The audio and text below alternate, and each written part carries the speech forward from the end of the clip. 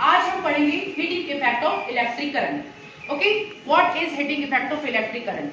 Current के 3 effects होते हैं। One is the heating effect of electric current, second one is the magnetic effect of electric current, and third one is the chemical effects of electric current.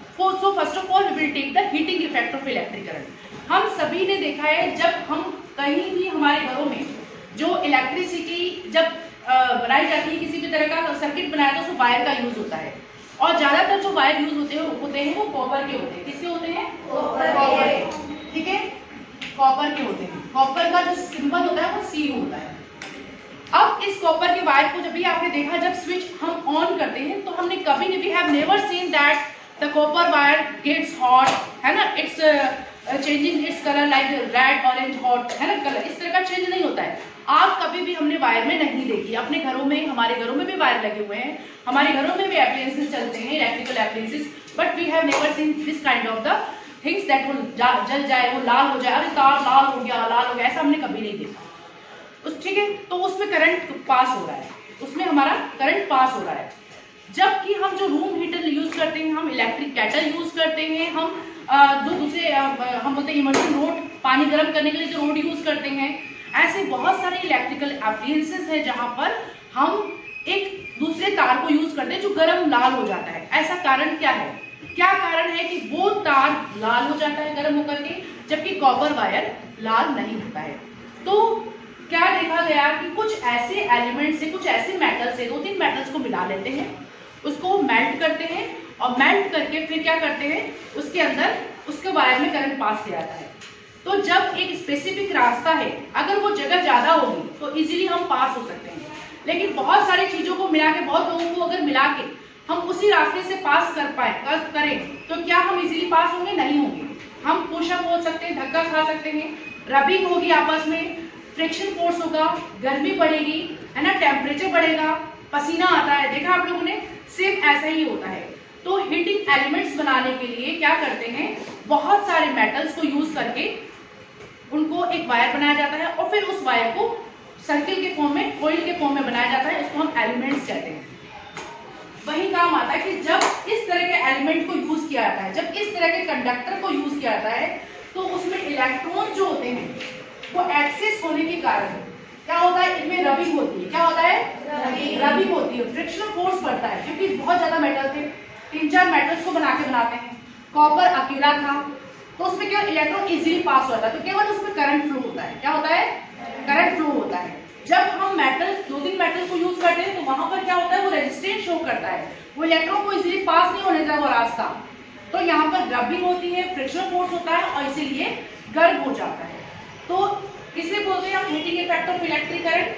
When current passes in a conductor, जब किसी conductor में current pass होता है and it becomes hot, जब वो hot हो जाए, गर्म हो जाए, लाल हो जाए, तो that is known as the heating effect of electric current. और इस फिनोमिना को यूज किया जाता है डिफरेंट टाइप के आपके इलेक्ट्रिकल एप्लायंसेस बनाने में, रूम हीटर बनाने में, आपके जो ओवन होता है उसको बनाने में, इलेक्ट्रिक केटल बनाने में, आजकल इलेक्ट्रिक स्टोव भी आ रहे हैं, है ना, तो बहुत सारे एप्लायंसेस हम यूज करते हैं, they are based on the heating effect of electric current.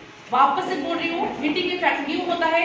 हम कॉपर वायर जोड़ करके हीटिंग इफेक्ट कभी नहीं ला सकते हैं, क्योंकि copper wire it provides pathway, proper pathway to move the electrons easily, but as we take many metals and melt them and make a single wire, now it is difficult to pass through that pathway for electrons. वहाँ electrons को पास होने के लिए बहुत ज्यादा struggle करना पड़ता है, तो वो आपको गर्म हो जाता है, रबिंग होती है, इस तरह से हमारा heating effect of electric current दिखाई देता है। आई बात समझ में सबको?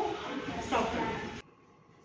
Heating effect of electric current को हम यहाँ समझ सकते हैं, जैसे ये आपका सर्किट है, तो यहाँ पर आपका बैटरी है, बल्ब है, स्विच है, और एक सेल है, कंडक्टर है सॉरी, जो आपको कॉपर के कलर का दिखाई दे रहा है। तो जब भी हम इस तरह से सर्किट जोड़ते हैं, तो यहाँ पर कोई ना कोई एक एलिमेंट रजिस्टर का काम करता है। दैट मीन्स कोई ऐसा एलिमेंट होता है या कंडक्टर होता है जो कि इलेक्ट्रॉन्स को ईजिली पास नहीं होने देता है। जैसे अगर हम बात करें तो करंट क्यों पास होता है? तो किसी भी बैटरी में पॉजिटिव टर्मिनल और नेगेटिव टर्मिनल के बीच में इलेक्ट्रॉन्स का जो होता है अमाउंट में डिफरेंस होने के कारण, तो इसको हम पोटेंशियल डिफरेंस बोलते हैं, करंट फ्लो करता है। जैसे एक तरफ इलेक्ट्रॉन्स ज़्यादा है और एक तरफ कम है, तो हाई से लो की तरफ फ्लो होता है। तो इस तरह से हमारा पोटेंशियल डिफरेंस होने के कारण करंट फ्लो करता है। अब यहाँ आप देख सकते हैं कि करंट फ्लो हो रहा है और बल्ब हमारा जल रहा है, लेकिन कुछ ऐसे कंडक्टर होते हैं जब करंट फ्लो करता है तब वो गर्म हो जाते हैं और इतने गर्म हो जाते हैं कि reddish hot colour, orange colour के दिखाई देते हैं। उसका कारण क्या होता है कि जब करंट, आप इसमें देख सकते हैं, जब करंट इस में पास हो रहा है कंडक्टर के अंदर, तो इसके अंदर कंडक्टर के जो एटम्स होते हैं और जो अदर मेटल के एटम्स होते हैं वो आपस में बहुत टकराते हैं। इस कंडीशन में ये कंडक्टर एक रजिस्टर का काम करता है, दैट मीन्स ये इजीली करंट को पास नहीं होने देता है। तो सपोज़ यहाँ पर हम देख सकते हैं कि ये जो आपका डायग्राम दिखा इसमें ब्लू और कुछ रेड डॉट दिखा रखे हैं। इसमें इस कंडक्टर के एटम्स भी हैं और दूसरे एटम्स भी हैं। अब ये आपस में कोलाइड कर रहे हैं, कोलिजन कर रहे हैं, टकरा रहे हैं, जिससे फ्रिक्शन फोर्स बढ़ता है। अब टकराने से आपको पता है वाइब्रेशन मोशन होने से काइनेटिक एनर्जी बढ़ती है। काइनेटिक एनर्जी जैसे ही बढ़ेगी, ये काइनेटिक एनर्जी धीरे धीरे वाइब्रेशन मोशन के जो काइनेटिक एनर्जी बनी, ये काइनेटिक एनर्जी हीट एनर्जी में चेंज हो जाती है। और इस तरह से ये हीट एनर्जी में change, electrical energy heat energy में चेंज होने के कारण हमारा जो कंडक्टर होता है वो बहुत ही ज़्यादा गर्म हो जाता है। जिसको हम इस फॉर्मूले से भी समझ सकते हैं कि ये जो कंडक्शन है या हीट एनर्जी है वो किस किस चीज़ों पे डिपेंड करती है। तो H is directly proportional to I² RT। जहाँ पर हम बात करें तो H हीट को हो गया, I करंट हो गया, R रजिस्टर हो गया और T टाइम हो गया। इसको जूल्स लॉ ऑफ हीटिंग भी कहते हैं। तो ये किस किस के प्रोपोर्शनल है? Heat is directly proportional to current, square of the current. अगर करंट जैसे जैसे बढ़ता जाएगा उसकी हीट भी बढ़ेगी। दूसरा हम कर सकते हैं, इसका अगला है कि जितना रेजिस्टेंस होगा उतनी ज़्यादा हीट होगी, क्योंकि डायरेक्टली प्रोपोर्शनल का मतलब होता है जितना ये है उतना ही वो रहेगा। इसी तरह से जितना ज़्यादा टेम्परेचर बढ़ेगा, जितने टाइम के लिए बढ़ेगा, उतना ही ज़्यादा हमारा हीट बढ़ता जाएगा। तो आपको ये वीडियो कैसी लगी? अच्छी लगी तो लाइक एंड सब्सक्राइब ज़रूर करें और ज़्यादा से ज़्यादा शेयर करें। Thank you.